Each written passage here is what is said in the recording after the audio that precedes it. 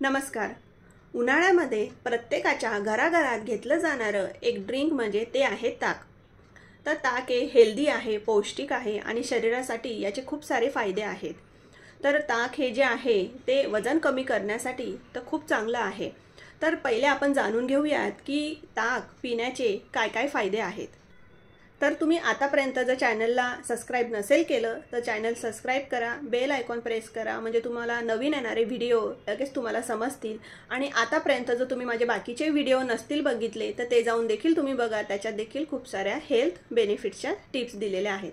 तर चला तर मग पटकन जाणून घेऊया ताक पिण्याचे फायदे। ताक जे आहे ते वजन कमी करण्यासाठी खूप महत्त्वाचं आहे। आपली जी हेल्दी लाईफस्टाईल असते किंवा हेल्दी जेवण असतं त्याच्यामध्ये ताकाचा समावेश केला पाहिजे। ताक जे आहे ते शरीराला थंड देण्यासाठी, म्हणजे आपल्याला उन्हाळ्यामध्ये काहीतरी थंड प्यायचं असं मन करतं, तर ताक पिल्याने आपल्या शरीराला आतून खरंच थंडावा हा मिळत असतो।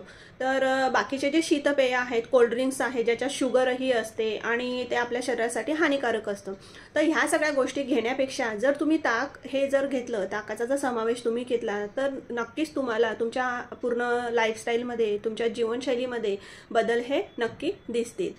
वेट लॉससाठी ताक पिणं हे खूप चांगलं असतं।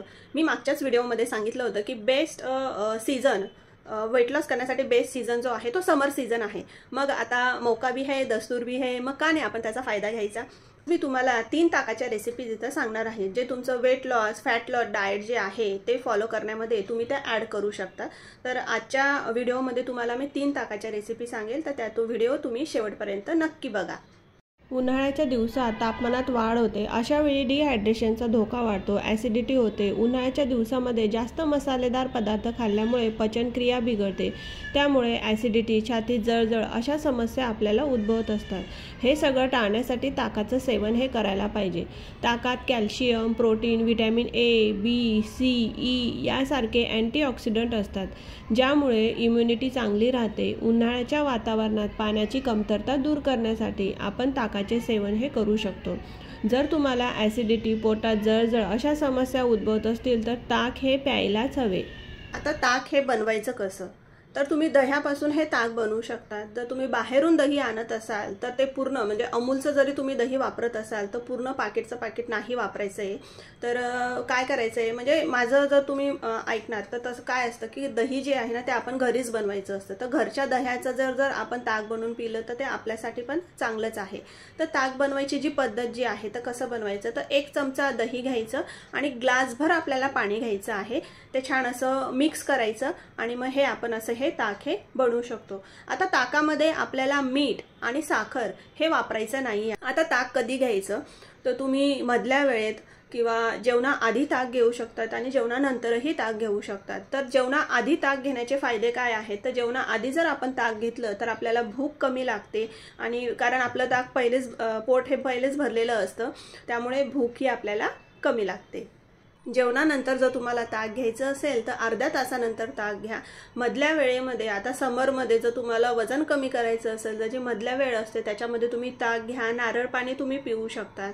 फक्त रात्रीचं ताक हे घेऊ नका, रात्री दही, ताक वगैरे घेऊ नका। तुम्ही दुपारच्या, सकाळपासून ते दुपारपर्यंत 5 वाजेपर्यंत तुम्ही कधीही ताक हे पिऊ शकतात।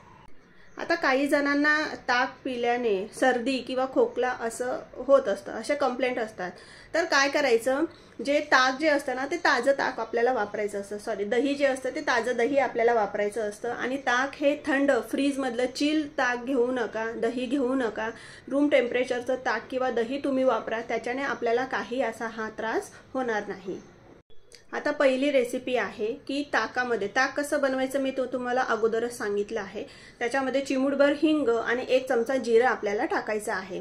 तर हिंग काय करतं, आपल्या शरीरातलं जे ब्लोटिंग वगैरे असतं, गॅसेसच्या समस्या असतात त्या कमी करायला मदत करतं, आणि जिरं जे आहे ते फॅट बर्नर म्हणून काम करतं। तर आणि फायबरही जिऱ्यामध्ये खूप असतं, तर त्यामुळे तुम्हाला काय करायचं आहे, 1 ग्लास ताकामध्ये जिरं आणि हिंग टाकून तुम्ही हे घेऊ शकतात। ही झाली तुमची ताकाची पहिली रेसिपी। आता दुसरं, ताकामध्ये आपल्याला 1 चमचा चिया सीड्स किंवा सब्जा सीड्स जे असतात ते आपल्याला टाकून हे घ्यायचे आहे। आता चिया सीड्स आणि सब्जा सीड कसे बनवायचे असतात हे जनरली सगळ्यांना माहीतच असेल, पण तरी सुद्धा मी सांगते की 1 ते 2 तास अगोदर आपल्याला ते पाण्यामध्ये भिजत ठेवायचे आहे, नंतर तुम्ही त्याचा हा वापर करू शकतात। आता तुम्ही हे लिंबू पाण्यामध्ये, नारळ पाणीमध्ये किंवा साध्या पाण्यामध्ये देखील हे चिया सीड्स किंवा सब्जा सीड्स हे घेऊ शकतात, पण ताकामध्ये टाकून जर तुम्ही ते घेतलं ना तर त्याचे खूप सारे फायदे हे आपल्याला मिळतात। पोट भरल्यासारखं राहतं आणि हे ताक सुद्धा तुम्हाला जेवणाच्या अगोदरच घ्यायचं आहे। आता तिसरी जी रेसिपी आहे ते ताक जे आहे तुम्हाला जेवणाच्या नंतर घ्यायचं आहे। तर ज्यांना पचनाच्या, गॅसेसच्या, ॲसिडिटीच्या समस्या असतात त्यांच्यासाठी ही तिसरी रेसिपी आहे। ती जेवणानंतर तुम्हाला हे ताक घ्यायचं आहे। तर 1 ग्लास ताकामध्ये तुम्हाला हे पुदिनाची पानं टाकायची आहेत आणि ओवा टाकायची 1 चमचा। तुम्ही ओव्याची पावडर बनवून टाका किंवा अख्ख्या ओवा टाकला तरी चालेल। तर हे टाकल्याने, हे टाकून जर तुम्ही जेवणाच्या 1 तासानंतर जर तुम्ही हे ताक पिलं, अर्ध्या 1 तासानंतर, तर तुमच्या ॲसिडिटी, गॅसेसच्या ज्या समस्या असतात त्याच्यापासून तुम्हाला हा आराम मिळू शकतो। तर ह्या झाल्या आपल्या ताकाच्या रेसिपीज आणि ताकाचे फायदे।